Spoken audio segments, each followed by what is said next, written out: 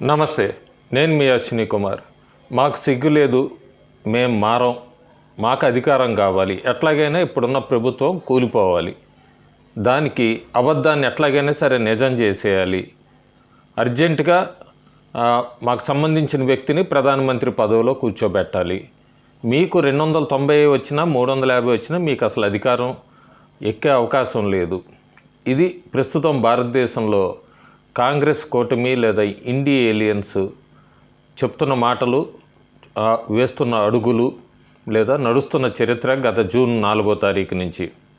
ఏ విషయమైనా సరే ముందు వీళ్ళంతా నరేంద్ర మోడీ ప్రధానమంత్రి వైపు చూపించడమే, వెనక ముందు ఆలోచించకుండా దీనికి సంబంధించి కొత్తగా వాళ్ళకి సోషల్ మీడియాలో ఎక్కడి నుంచి రిక్రూట్ చేసుకున్నారో వీళ్ళందరినీ ఆ సోషల్ మీడియాలో ఒక ఫేక్ ప్రచారం, స్పెక్యులేషన్స్ ఏదో అయిపోతుంది భారతదేశంలో ఎక్కడేం జరిగినా. ఉదాహరణకి ఢిల్లీలో వర్ష బీభత్సం, రోడ్లు జలమయమైనా కూడా దానికి సంబంధించి ముఖ్య కారణం Narendra మోడీయే.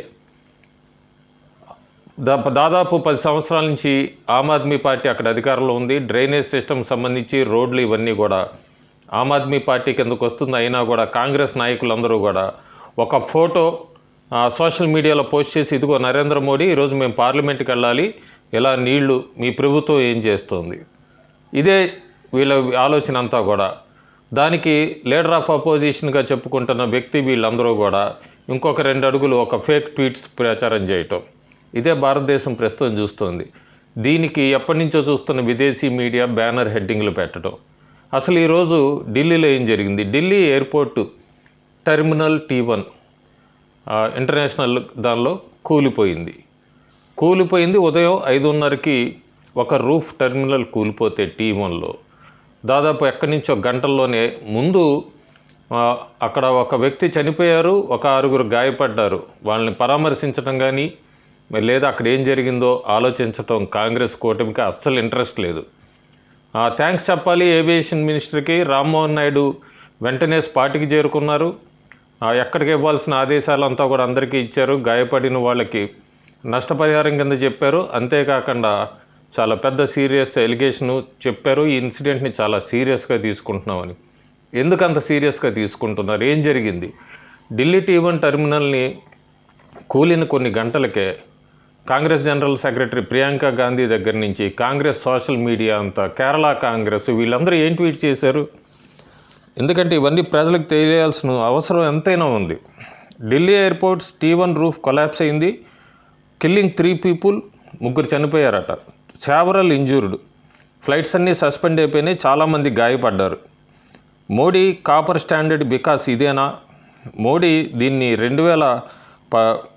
Modi has inaugurated this renovated terminal just couple of days before election mode of conduct came in to force.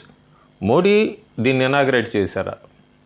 దీని వెనక ఉన్నది ఎవరు? అసలు ఎప్పుడు ఇనాగరేట్ అయింది? ఇది ఏమీ ఆలోచించుకోలేదు.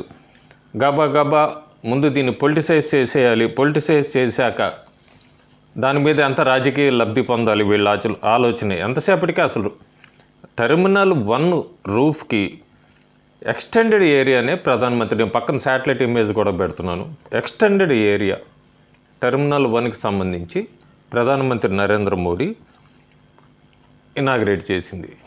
అసలు ఈ రూఫ్ ఎవరు చేశారు? 2009లో యూపీఏ ప్రభుత్వం 2009లో ఇనాగరేట్ చేసింది టెర్మినల్ 1ని. అప్పుడు GMRకి ఇచ్చారు. ఇదే మొట్టమొదటిసారి కాదు కొలాప్స్ అవ్వటం. కట్టిన 3 నెలలకే 2009లోనే కట్టిన 3 నెలలకే ఆ టెర్మినల్ కొలాప్స్ అయిపోయింది. కొలాప్స్ అయిపోయినప్పుడు అప్పుడన్నీ కూడా పేపర్లో పెద్ద ఎత్తునే వచ్చినాయి. Government orders enquiry into terminal 1 damage in Delhi. August 22వ తారీఖు. ఆగస్టు 21 కొలాప్స్ అయింది 3 నెలలకే. ఫార్చ్యూన్ ఇండియా బ్యానర్ హెడ్డింగ్ వేసిందప్పుడు. ఇన్ ఆగస్ట్ 2009 ఫ్రైడే నాడు roof collapsed due to heavy rains 3 months after its inauguration. 2009లో కట్టిన 3 నెలలకే కూడా అది కొలాప్స్ అయిపోయింది.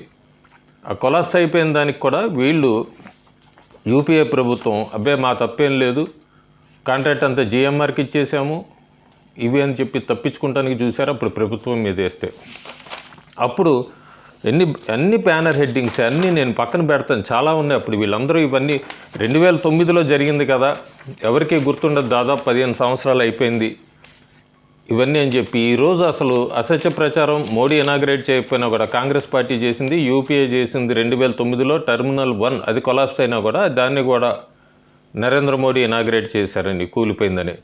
సరే, సాయంత్రం కొన్ని గంటల సమయాల తర్వాత బీజేపీ నాయకులు ఇది మా సమయంలో కట్టింది కాదు, అందుకే ఏవియేషన్ మినిస్టర్ కూడా చాలా క్లియర్ కట్గా చెప్పారు అది 2009లో కట్టింది, మా దానిలో లేదు, ఇలా ఫేక్ ప్రచారం చేస్తున్న వాళ్ళ మీద సీరియస్గా తీసుకుంటాం. అంతేకాకుండా 2009లో ఎవరైతే దీన్ని కట్టారో ఆ కాంట్రాక్ట్ మీద కూడా సీరియస్గా తీసుకుంటామని చెప్పి ఏవియేషన్ మినిస్టర్ చాలా బాధ్యతాయుతంగా మాట్లాడారు, స్టేట్మెంట్ ఇచ్చారు. కానీ కాంగ్రెస్ వాళ్ళు ఎక్కడా ఆగలేదు. కాంగ్రెస్ సంబంధించి 2009లో వాళ్ళ సమయంలోనే ఇది కట్టింది అనేది బయటకు రాకూడదని ముందు నుంచే నరేంద్ర మోడీ మీద ప్రధానమంత్రి మీద వేలు చూపించడం మొదలుపెట్టారు. దాదాపు మీడియాలో వాళ్ళకు అనుకూలంగా ఉన్న మీడియాలో, ముఖ్యంగా ఎస్ఎం అంటే సోషల్ మీడియాలో ప్రచారం తీసుకురావడానికి మొదలుపెట్టారు. 2009లో ఫార్చ్యూన్ ఇండియా పేపర్లో వచ్చింది, వన్ ఇండియాలో వచ్చింది, అన్నీ నేను పక్కన పెడుతున్నాను మీకు సాక్ష్యాలు. కట్టిన 3 నెలలకే అప్పుడు కూలిపోయింది. ఇది మొదటిసారి కాదు, కట్టిన 3 నెలలకే పడిపోతే అప్పుడేమో మా తప్పు లేదు కాంట్రాక్టర్ది అంటున్నారు. ఈరోజు కూడా కూలిపోయినా కూడా ఎన్డీఏ ప్రభుత్వం అక్కడ తక్షణం చర్యలు తీసుకుంటుంది. అయితే ఎన్డీఏ వల్లే కూలిపోయింది, మెయింటైన్ చేయలేదు అంటూ కూడా ఇప్పుడు రెండో రకమైన ప్రచారం. ఇదే అసత్య ప్రచారాలు, ప్రజల్ని మభ్యపెట్టాలి, అసత్య ప్రచారాలతో జరుగుతున్న విషయాన్ని డైవర్ట్ చేయాలి. ఒక పక్క తమిళనాడులో కల్తీ మద్యం తాగి 60 మంది పైగా ప్రాణాలు కోల్పోతే సంబంధం లేదు కాంగ్రెస్ నాయకులకి, కాంగ్రెస్ కూటమికి. ఇంకో పక్క వెస్ట్ బెంగాల్లో టీఎంసీ నాయకులు ఆగడాలు ఎక్కువైపోయినాయి, బీజేపీకి ఓటు వేశారని చెప్పి ఒక మహిళని వ్యవస్థ చేసి నేకెడ్గా రోడ్డు మీద 2 కిలోమీటర్లు నడిపించినా కూడా దానికి సంబంధం లేదు. ఎక్కడ ఈ ఉమెన్ ఆర్గనైజేషన్స్ అని, హ్యూమన్ రైట్స్ అని వీళ్ళందరూ ఎప్పుడు గొంతుచించుకునే వాళ్ళకి ఈరోజు అది కనబట్టలేదు.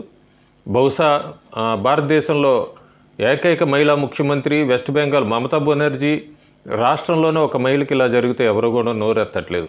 ఎంతసేపటికి 290లో ఉన్నారు, గుంజేద్దాం, జేడీయూని గుంజేద్దాం, టీడీపీని గుంజేద్దాం, అధికారం ఎక్కేద్దాం, లేదా మధ్యంతర ఎన్నికలు తీసుకొద్దాం, ఇవి తప్ప వెనక అసలు ఏం జరిగింది, వాళ్ళ గవర్నమెంట్లో ఏం జరిగింది. ఆఖరికి ఢిల్లీలో వరదలకు కూడా, వర్షాలకి రోడ్లు జామ్ అవుతాయి కూడా, అది కూడా నరేంద్ర మోడీ తప్పే అంటమే తప్ప వాళ్ళకి ఆమ్ ఆద్మీ పార్టీ కేజ్రీవాల్ మీద వేలెత్తి చూపించే ధైర్యం కూడా లేదు.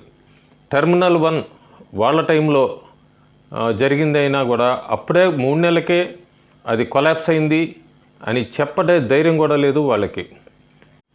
ఇప్పుడు నరేంద్ర మోడీ మీద ప్రయోగిస్తున్న ఈ కుట్ర ఇదంతా కూడా ఒకప్పుడు ఎట్లా పోలుస్తున్నారంటే, ప్రస్తుతం భారతదేశ ప్రజలందరూ కూడా ఒకప్పుడు పాకిస్తాన్ ఆర్మీ ఇట్లాగే 5th జనరేషన్ టైంలో ఇలాంటి స్ట్రాటజీని అవలంబించేది. దాన్ని ఐఎస్ఎంఆర్ అంటారు, అంటే ఇంటర్ సర్వీసెస్ పబ్లిక్ రిలేషన్స్ అని చెప్పి ఇట్లాంటిదే ఫేక్ ప్రచారం తీసుకురావటం, ఇలాంటిదాన్ని వార్ఫేర్ లాంటిది క్రియేట్ చేయటము. దీన్ని ప్రస్తుతం భారతదేశ ప్రజలందరూ కూడా కాంగ్రెస్ తీసుకొస్తున్న ఈ రకమైన ప్రచారాలన్నింటినీ కూడా దాంతో పోలుస్తున్నారు. అందుకే వీళ్ళకి తోడు నేను ముందు నుంచి చెప్పినట్టుగా అంతర్జాతీయ మీడియాలో కూడా చాలామంది వీళ్ళకి సపోర్టివ్గా తీసుకొస్తున్నారు. ఎందుకంటే నరేంద్ర మోడీ ఎక్కడా కూడా వాళ్ళ అంతర్జాతీయంగా వాళ్ళ ఆటలు సాగనివ్వట్లేదు, ఎక్కడ వాళ్ళకి స్పేస్ ఇవ్వట్లేదు భారతదేశంలో. ఎందుకంటే భారతదేశం సొంతంగా డెవలప్ అవ్వాలన్నది నరేంద్ర మోడీ ఆలోచన. అందుకే ఆయన ఎప్పటి నుంచో చెప్తున్నట్టుగానే జీడిపీలు ఇవన్నీ కూడా ముందుకు వస్తాం, డెవలప్ అవుతుంది భారత్ అని చెప్తున్నా. వీళ్ళకి ఇంటర్నేషనల్ మీడియా మాత్రం ఆ ప్రొజెక్షన్ వేస్ అంతా కూడా అట్లాగే. మనం ఏబీసీ న్యూస్ వాళ్ళు చెప్పడం చూసామో, అవినీత్ దాస్ జర్నలిస్ట్ గురించి కూడా ఇప్పుడు తప్పు ఆమెదే అని చెప్పి కూడా ఒక స్టేట్మెంట్ రిలీజ్ చేశారు. దాని మీద నేను మళ్ళీ ఒక వీడియో పెడతాను. అట్లాగే ఇజ్రాయెల్కి సంబంధించిన జర్నలిస్టు ప్రధానమంత్రి నరేంద్ర మోడీ మీద ఎట్లా రాంగ్ అంతా ఇచ్చింది అంతా కూడా వాళ్ళు ఒప్పుకున్నారు. అది కూడా ఒకటి, ఇదంతా కలిపి ఒక ఐటెం చేస్తాను, ఒక వీడియో చేస్తాను. ఆస్ట్రేలియన్ జర్నలిస్ట్ కూడా దీనిలో ఎట్లా మన 2024 ఎన్నికల్లో ప్రధానమంత్రి నరేంద్ర మోడీని డిఫేమ్ చేయడానికి ఎట్లా ప్రయత్నించారు. యూకేకి సంబంధించి మీడియా జర్నలిస్టులందరూ కూడా నరేంద్ర మోడీని మన 2024 ఎన్నికల్లో ఓడించడానికి వాళ్ళ భాగం ఎంత ప్రయత్నించారు. బహుశా భారతదేశం మీడియా ఎప్పుడు కూడా కొన్ని రోజుల్లో యూకే ఎలక్షన్స్ వస్తున్నాయి కానీ ఎప్పుడు ఈ యూకే ఎలక్షన్స్ గురించి ఇండియన్ జర్నలిస్టులు అక్కడికి వెళ్ళి రాంగ్గా కానీ అక్కడ ప్రొజెక్ట్ చేయరు. కానీ వాళ్ళు మొన్న 2024 లోక్సభ ఎన్నికల్లో వాళ్ళు డిఫేమ్ చేయడానికి మోడీని ఎంత ప్రయత్నించారు. సో యూకే, ఇజ్రాయెల్, ఆస్ట్రేలియా వీళ్ళందరి పేర్లు బయటకు వస్తున్నాయి.